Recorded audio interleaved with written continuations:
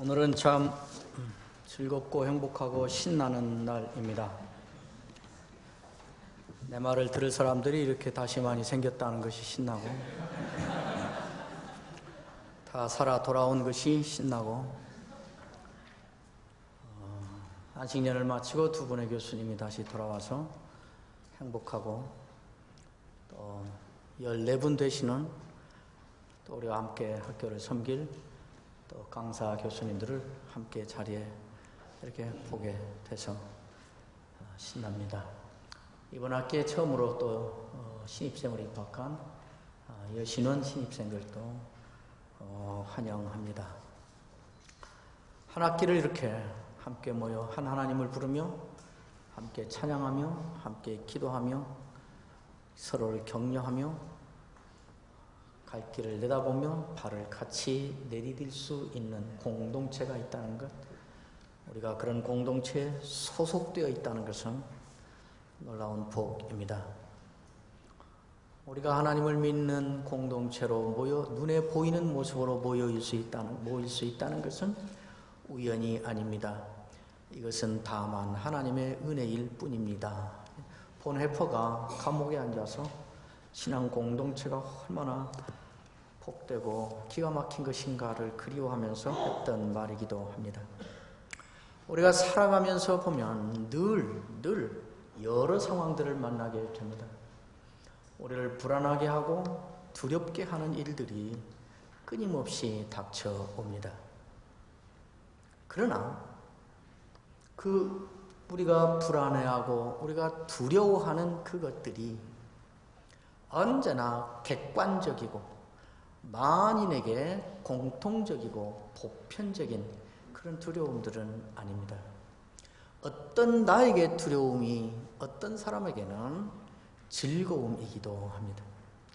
어떤 사람의 명예 얻는 것이 나에게는 두려움이 돼서 닥쳐오기도 합니다. 너희는 무엇을 입을까, 무엇을 먹을까, 무엇을 마실까 염려하지 말라. 그리고 하나님의 나라와 하나님의 의를 구하라. 예수님이 산 위에서 가르치면서 하신 말씀이었습니다. 먹는 것, 입는 것, 가르치는 것을 염려하지 말고 염려 대신 하나님의 나라와 하나님의 의를 구하라. 그 말일까요? 염려하는 것과 염려하지 않고 구하는 것을 하는 그것의 대조일까요? 그렇지 않습니다. 여러분 해보셨으니 알겠지만은 정말 하나님의 나라와 하나님의 의를 구하며 살겠다고 작정하고 나서면 하나님의 나라를 구하고 하나님의 의를 구하는 그것이 먹는 것, 입는 것, 마시는 것을 염려하는 것보다 훨씬 몇 배 더 힘든 염려가 된다는 것 아실 것입니다. 어떤 사람에게는 먹는 것, 입는 것, 마실 것을 해결하는 것이 큰 문제이고 그것이 안 되는 것이 큰 두려움일 수 있습니다.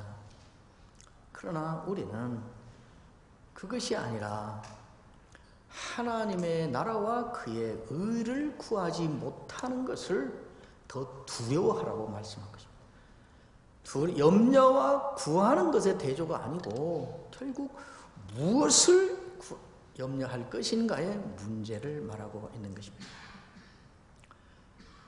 오늘 우리가 읽은 본문은 이러한 그 시대 상황 속에서 그 현장 속에서 큰 두려움에 직면한 사람들의 이야기입니다.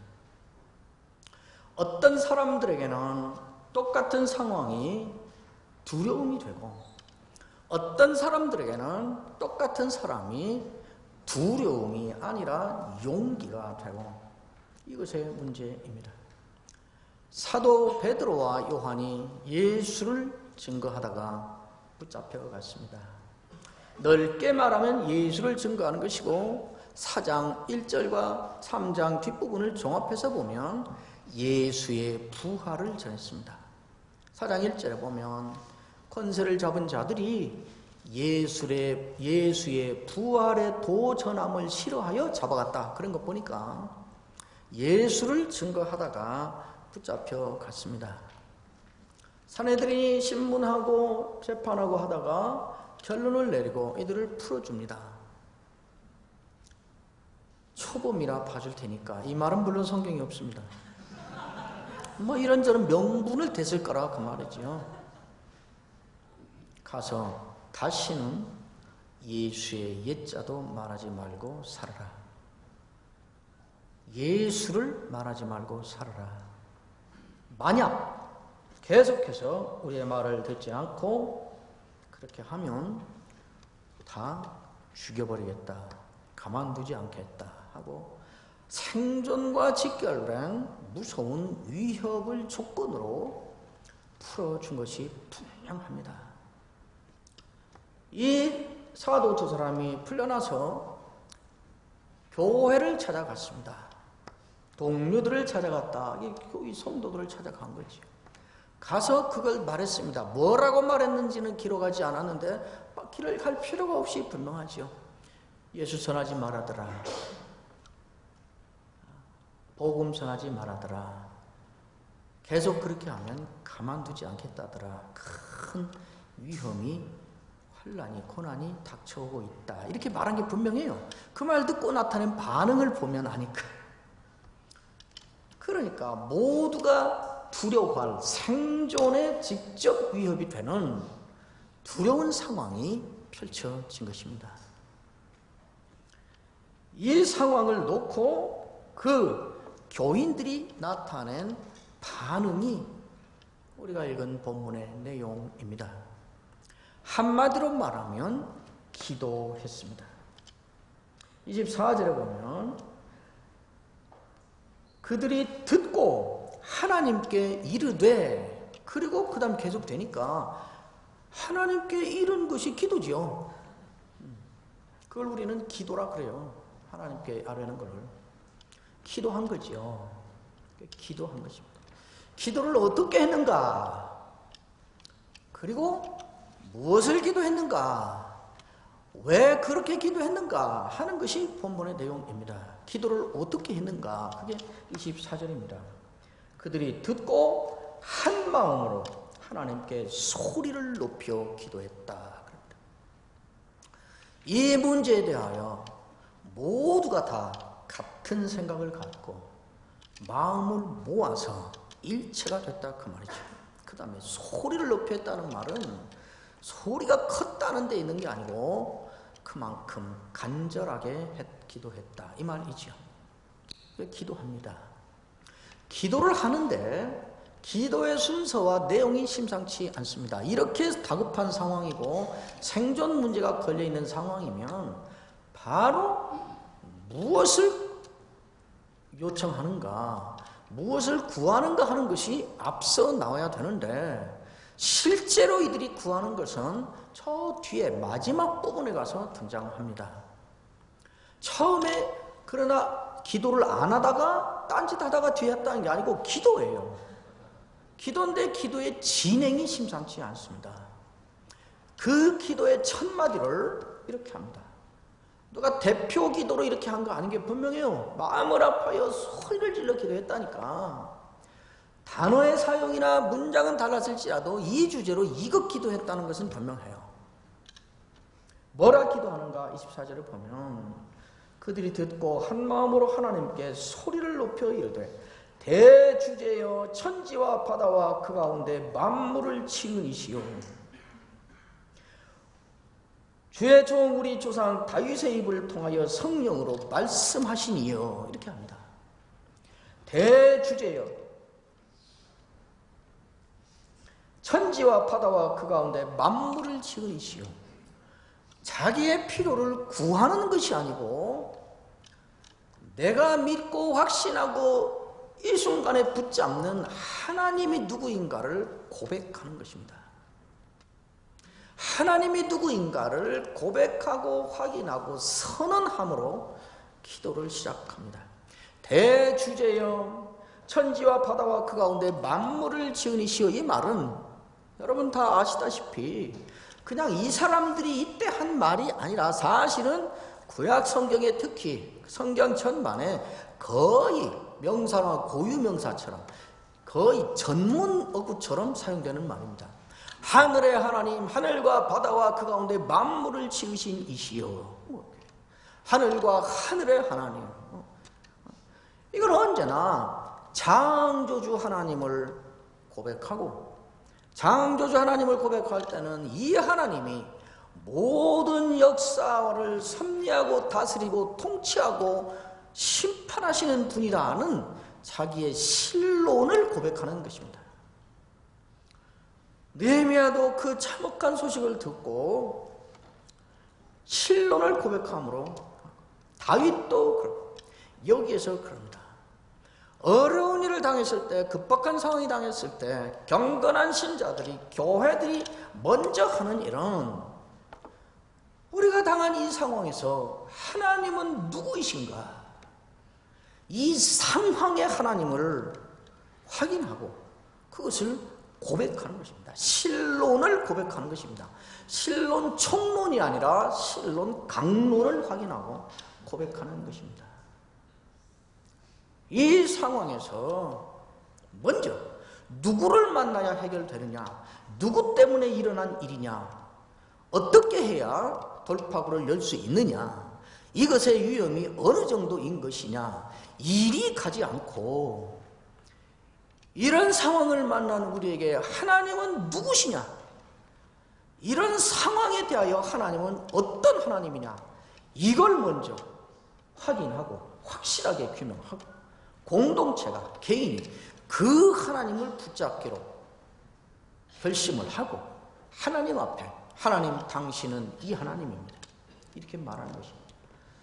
그도는 내용은 이렇습니다. 하나님, 우리가 지금 이렇게 두렵고 위험한 상황에 부딪혔는데 하나님은 이 상황보다 훨씬 크신 분입니다. 이 상황이 하나님의 통치 아래 있습니다. 이거 고백하고 시작하는 것입니다. 저도 가끔 이런 걸 배워서 기도할 때 이렇게 한 번씩 해봅니다. 힘이 됩니다. 그 다음에 25절부터 28절까지는 여러 이야기들을 합니다. 어찌하여 열방이 분노하며 족속들이 허사를 경영하였는가? 세상의 군왕들이 나서며 관리들이 함께 모여 주와 그의 그리스도를 대적하도다 하신 이로소이다. 과연 헤롯과 본디오 빌라도는 이방인과 이스라엘 백성과 합세하여 하나님께서 기름 부으신 거룩한 종 예수를 거슬러 하나님의 권능과 뜻대로 이루려고 예정하신 그것을 행하려고 이 성에 모였나이다. 무슨 말일까요? 풀어서 쉽게 말하면 이런 말입니다.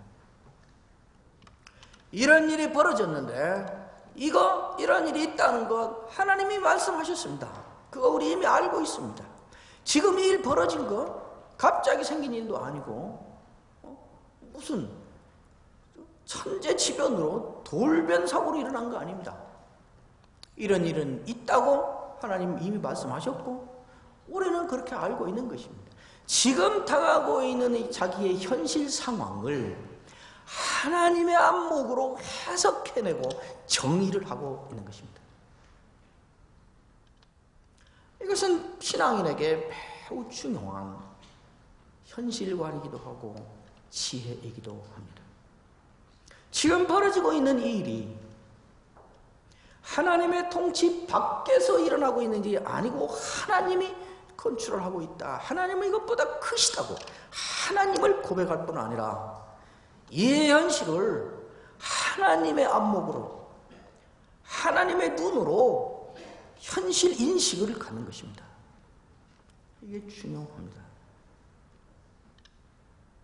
그리고 이제 드디어 29절, 30절, 23절에서 31절까지 있는데 정작 자기들의 기도의 제목은 여기에서 내놓고 끝납니다. 주여 이제도 그들의 위협함을 굽어 보시옵고 또 종들로 하여금 담대히 하나님의 말씀을 전하게 하여 주시오며 손을 내밀어 병을 낫게 하시옵고 표적과 기사가 거룩한 종 예수의 이름으로 이루어지게 하옵소서 하더라. 기도의 제목이 여러 가지인 것 같지만 사실은 하나입니다. 무슨 말인가? 우리가 예수를 전하면 죽이겠다고 하는 이 위협을 당하고 있고 신앙생활을 해야 되기 때문에 복음을 증거하기 때문에 사역자로 살아야 되기 때문에 교회로서 존재하기 때문에 생존이 위협을 받는 이런 상황에서 생존을 보장받지 못할까 두려워서 교회로 남고 신자로 남고 사역자로 남는 그것을 포기하지 않게 해달라는 기도입니다. 이들은 생존을 보장받지 못할 것을 두려워하는 것이 아니라 그것 때문에 복음 전하는 일을 포기하게 될 것을 무서워하고 있습니다. 그렇지 않습니까? 저들을 물리쳐 주십시오. 우리가 환난의 때에 안전하게 지나도록 하나님 우리를 숨겨주십시오. 그게 긴급한 기도가 아니고 저들이 우리를 죽인다고 하기 때문에 그것이 무서워서 신앙을 포기하게 될까 그것이 두렵습니다. 그 짓 하지 않게 해주십시오. 그렇게 기도하고 있는 것입니다. 표적과 기사가 예수의 이름으로 행하게 해달라. 그건 다른 기도가 아닙니다. 예수의 이름을 말하는 것을 저렇게 막고 예수의 이름을 제지하고 방해하고 그걸 계속하면 죽이겠다 하는데 표적과 기사를 행해달라는 데 초점이 있는 게 아니고 예수의 이름이 나타나게 하는 일을 해달라는 데 초점이 있습니다. 표적과 기사를 통하여 우리가 이런 능력자요 권능자니까 우리 함부로 건들지 말라 여기에 있는 거 아니고 우리가 저들을 압도해서 그따위지 못하게 하자 여기에 있는 게 아니고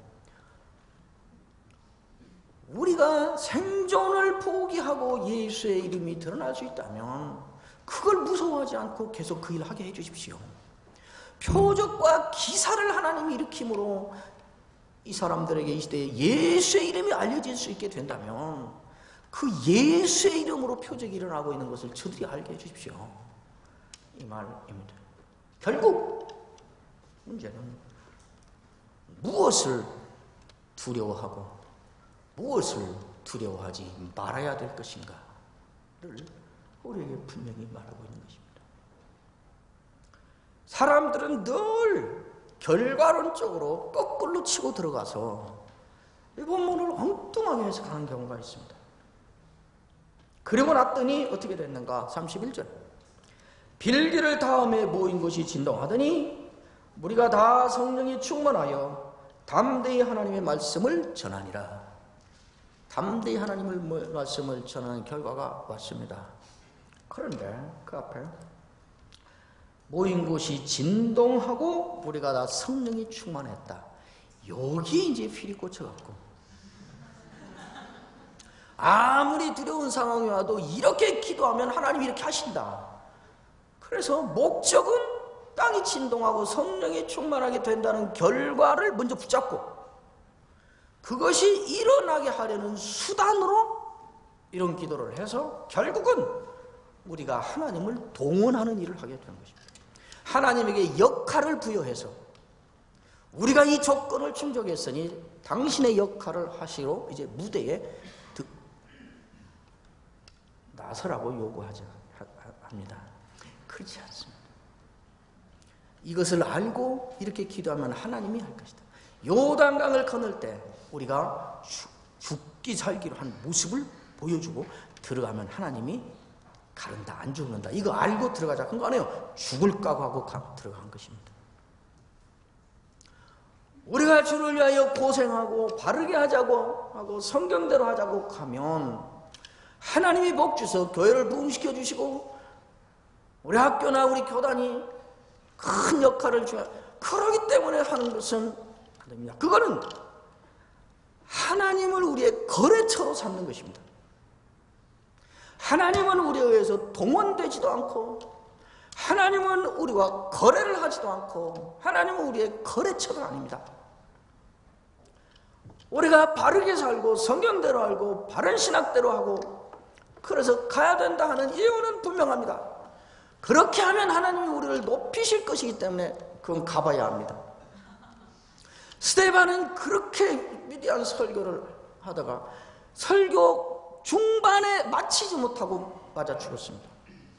그들이 돌을 던졌기 때문에 맞아 죽은 거 아니고 하나님이 죽게 하신 것입니다. 왜 이를 가는가? 이렇게 하면 이런 결과가 올 것이기 때문에, 이렇게 하면 한국교회에 이렇게 우리가 영향을 줄 것이, 그게 아니고 이것이 옳으니까, 이것이 성경이니까, 이것이 하나님이니까. 가다가 아무 효과도 없고 중간에 죽으면 그게 명예니까, 그게 영광이니까. 무엇을 두려워하고 무엇을 두려워하지 말아야 될 것인가? 한국교회는 지금 이 사회로부터 감당할 수 없는 모욕과 비방을 받고 멸시를 받고 소외당하고 있습니다. 도덕 수준이 형편없이 파탄나버렸고, 교회가 계속해서 사고를 치고 다니고, 그 가장 큰 사고를 치는 주역들은 다 목사들이 사고를 치고 있고, 모욕을 당하고 있습니다. 능욕을 당하고 있습니다. 우리 같은 것들을 목사라고 세상 앞에 떳떳하게 내세운 그분이 바벨론 사람들이 성전에서 제사 드릴 때 쓰던 성물들을 술잔 삼아 승전 술판을 벌리며 축하를 할 때 그 성전에 내 이름을 두리라 하셨던 하나님이 당했던 모욕 못지않은 모욕을 지금 한국교회 안에, 한국사회에서 하나님이 당하고 있습니다. 그러다 보니까 한국교회가 이제 사회에, 세상에 욕먹을 짓 하지 말고 도덕성을 회복하고 이제는 더 착하게 살고 선하게 살고 더 교회의 좋은 모습을 보여주자, 매우 고마운 반응이고 반드시 그렇게 해야 됩니다.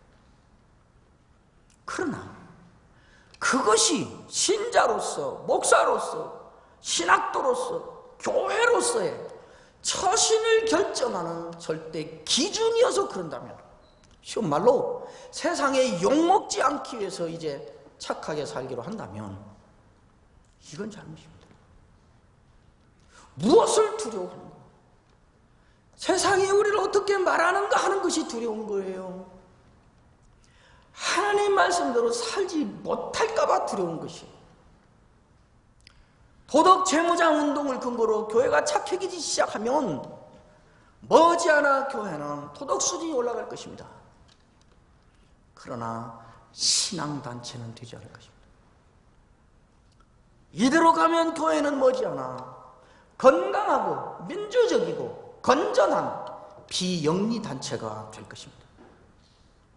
어느 때는 세상의 말이 구설수에 오를까봐 그것이 두려워서가 아니라 불에 타 죽을지라도, 창에 찔려 죽을지라도, 굶어 죽을지라도 그걸 무서워하지 않고 교회이기 때문에, 신자이기 때문에, 목사이기 때문에, 신학도이기 때문에 가야 될 길이 있는 것입니다.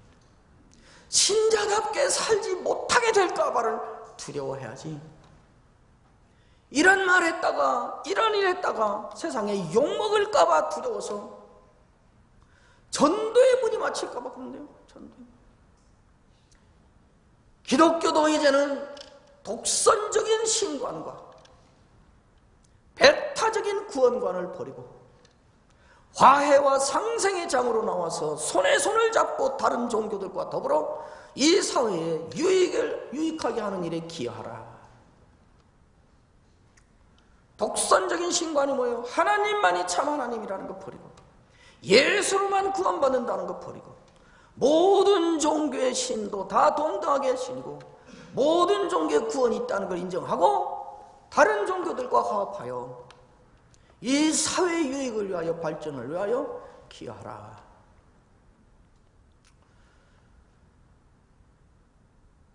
우리의 이 신관과 구원관을 가지고 하여튼 저것들은 꼴통이고 독선적이고 없으니까 이 말 듣고 배제당하는 것이 두려워서 전도의 문이 막히니까 우리는 분명히 믿지만은 그거를 자꾸 주제 삼아 말하고 하는 것들은 좀 절제하자. 그래요. 왜 그런가?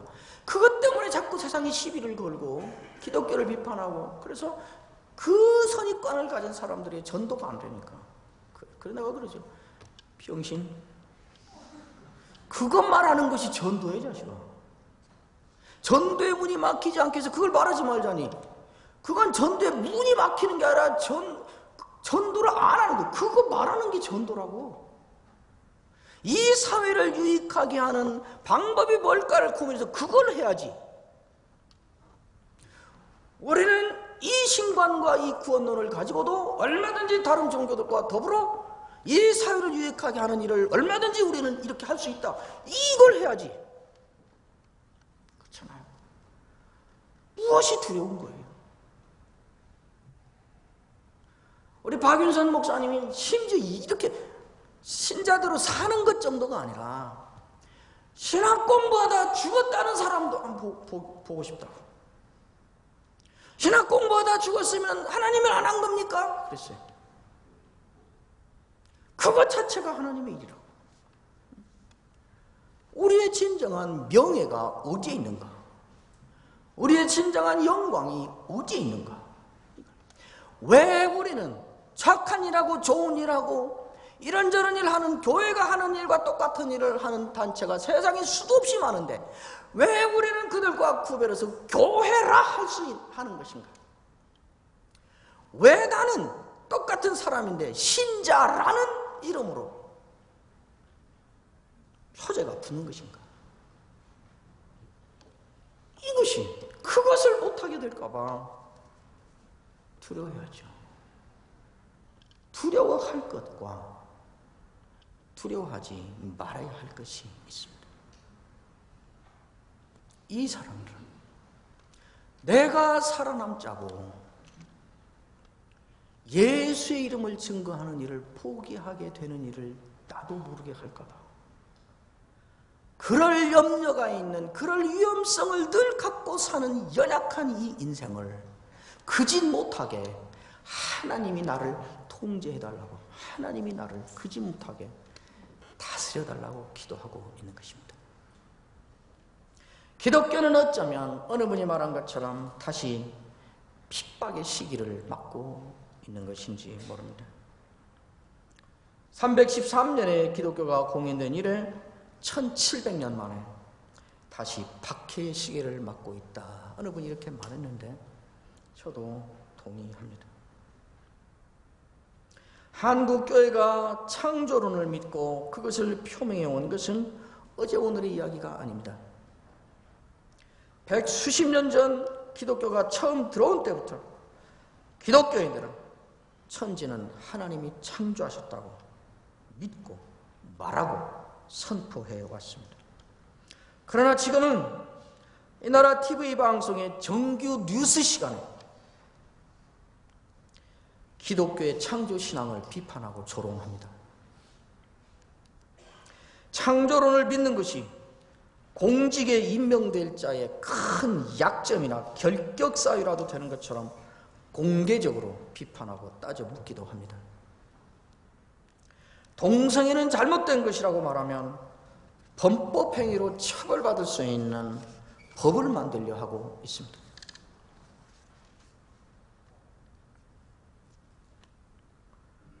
신자는 무엇을 기준으로 세상에서 살아야 되는지 이것이 분명해야 됩니다. 우리 학교는 지난 11월에 최소한 진화론과 유신진화론이 이렇게 득세하고 판치고 젊은이들이 다 흡수해가는 때에 그들과 전선을 구축하고 전투를 벌이러 나서지는 않는다 할지라도 이런 상황 속에서 우리는 무엇을 믿는가? 우리는 무엇을 고백하고 온 세상이 아니라 해도 우리는 무엇인가를 밝혀야 되지 않겠냐. 그리고 우리 교수님들이 몇 번 모여서 문안 만들고 연구하고 발표하고 심지어 우리 겸임 교수님들까지 전부 사인을 해서 이건 누구도 바꿀 수 없다. 원본에다가 저하고 우리 성경적 창조론 프로젝트 디렉터인 김병 교수님하고 원문 거기다 사인을 해놨어요. 누가 나중에 딴소리 하면 이거하고 대조해서 이게 위조 문서인지 아닌지 확인하라. 그래서 사인해서 연구 보조 문서로 보관해놨습니다. 우리는 무엇을 믿는가? 이렇게 하면 어떤 비판과 위증이 올 건가 알고 있었습니다. 지난달에 우리 교단이 한국교계에서 최초로 그리고 아직까지는 제 알고 유일하게 국가인권위원회 앞에 가서 항의 시위를 했습니다. 합신교단도 이제 드디어 정치적인 입장을 취하고 정치활동하냐? 그렇지 않습니다. 저는 이런 우리 교단을 매우 자랑스러워합니다. 거기 가서 무슨 정권 물러가라, 뭐 누구 하라, 뭐 데모하고 소리치고 막 누구를 욕하고 비나 그러지 않았습니다. 우리는 무엇을 믿는가? 당신들이 인권의 이름으로 지금 세우려 하는 정책과 하고 있는 일들이 우리의 신앙에 어떻게 억압이 되는가? 우리의 신앙에 어떻게 거리낌이 되는가? 우리는 우리의 신앙의 입장에 이르해서 그것들을 우리는 따를 수 없다 하고 우리의 신앙을 표명한 것입니다. 우리 이사장님을 비롯해서 5분의 교단 목회자들이 나와서 입장을 발표하고 있습니다. 저는 이거는 정치, 우리가 선언문을 발표하거나 교단이 이렇게 하는 것은 정치 행위가 아니고 신앙 행위인 것입니다. 싸우자고 나서고 비난하고 욕하고 막말하고 그러잖아요. 우리는 이렇게 믿는다. 우리 이렇게 한다. 당신들이 그렇게 하는 것은 우리의 신앙을 억압하는 것이다. 당신이 아무리 억압해도 우리는 이 신앙 포기하거나 굴복하지 않는다 하고 우리 신앙을 표명한 것입니다.